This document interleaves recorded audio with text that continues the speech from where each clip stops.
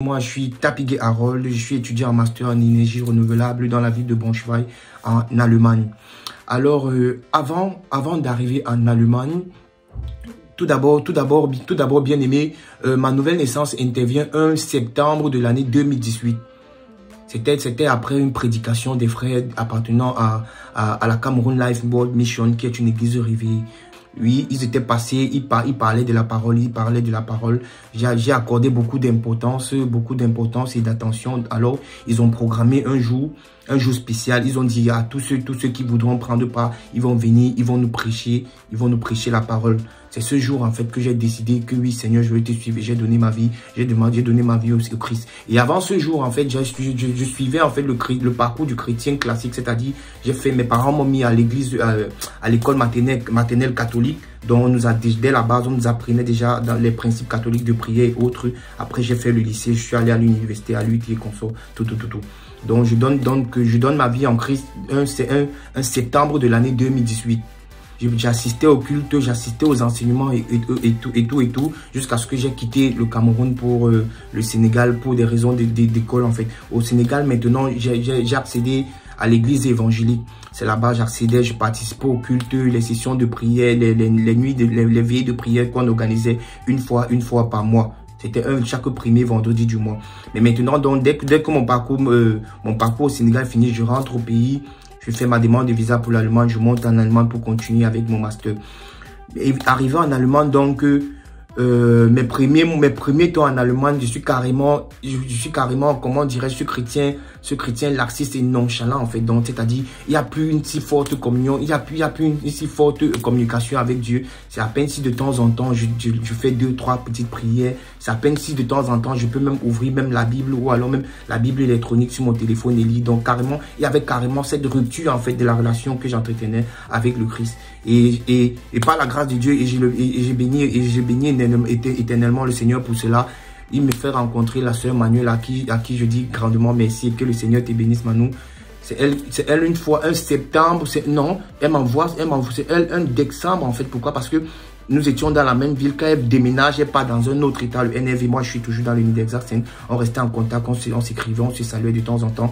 Un 17 décembre, autant pour moi, de l'année 2020, elle m'envoie un lien. Elle dit, on lui a conseillé, elle est tombée sur...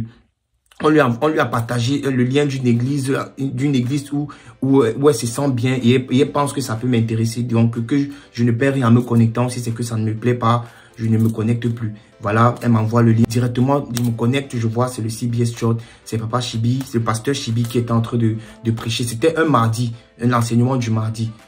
J'assiste, je me présente, je me suis présenté, j'ai assisté au culte et à la fin, j'ai ressenti une sorte de satisfaction, en fait. Pourquoi? Parce que chaque fois, je priais toujours, Seigneur, j'aimerais retrouver en quelque sorte cette communion fraternelle que j'avais avec toi depuis le pays. Car arrivé mes débuts en Allemagne, j'ai été carrément éloigné, coupé du Seigneur carrément.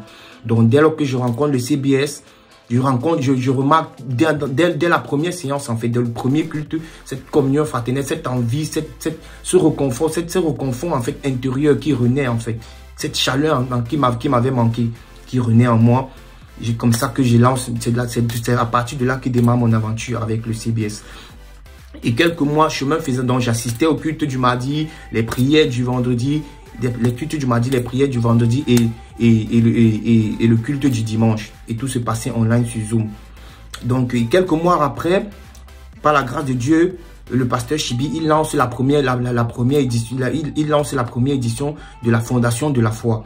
Je décide par l'orientation du Seigneur de prendre par cela. La Fondation de la foi, bien aimé, c'est une série d'enseignements, notamment sur la prière, la communion fraternelle, le baptême, à l'issue de laquelle on te délivre, à l'issue de laquelle tu es fortement édifié, tu es fortement enrichi spirituellement et tu reçois un certificat. Donc, j'ai participé à la Fondation de la foi et chemin faisant, le Seigneur m'a mis à cœur, en fait. Pourquoi? Parce que j'avais toujours eu l'envie de me baptiser, bien qu'ayant fait l'école catholique. Parce que quand j'étais sorti de l'école catholique sans me baptiser, ma mère m'avait toujours dit que, comme je suis sorti de l'école catholique, là, sans me baptiser, c'est mort, je ne vais plus jamais me baptiser. Donc, faisant les cours de la Fondation de la foi, c'est là qu'est née encore cette envie, en fait. Le Seigneur a remis cette envie, cette motivation en moi, de dire, Seigneur, ok, cette fois, c'est parti, je me lance. Je vais me baptiser, je vais recevoir les eaux du baptême. Donc, chemin faisant, je me suis baptisé un samedi 10 juillet de l'année 2021, j'ai reçu le baptême par immersion par Papa Chibi et je le bénis énormément pour cela.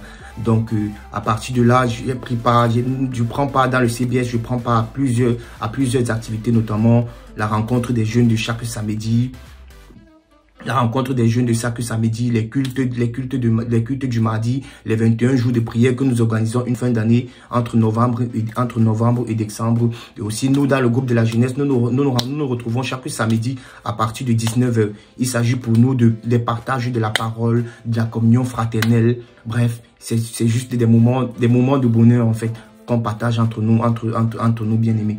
Entre nous bien-aimés du groupe de la jeunesse du CBS, bien sûr. Donc, c'était un peu ça, en fait. Donc, comme je vous disais, je me suis baptisé un samedi 10 juillet de l'année 2021, comme vous pouvez bien le voir. J'ai béni grandement le Seigneur pour cela. Donc, c'est ça mon aventure avec le CBS. Et aussi, le CBS Church, pour moi, c'est carrément plus qu'une église, en fait. Comme dit son slogan, c'est une famille. Simplement dit, c'est une famille. Parce qu'il y a même le programme, en fait, de la chambre haute, qui est chaque midi, 30 minutes, de 12 h à 12 h 30, quand on se réunit chaque midi pour prier, intercéder, élever les sujets de prière des bien-aimés qui ont voulu bien le soumettre, en fait, à Dieu, afin qu'il puisse se manifester puissamment dans leur vie. Donc, c'est ça mon aventure avec le CBS.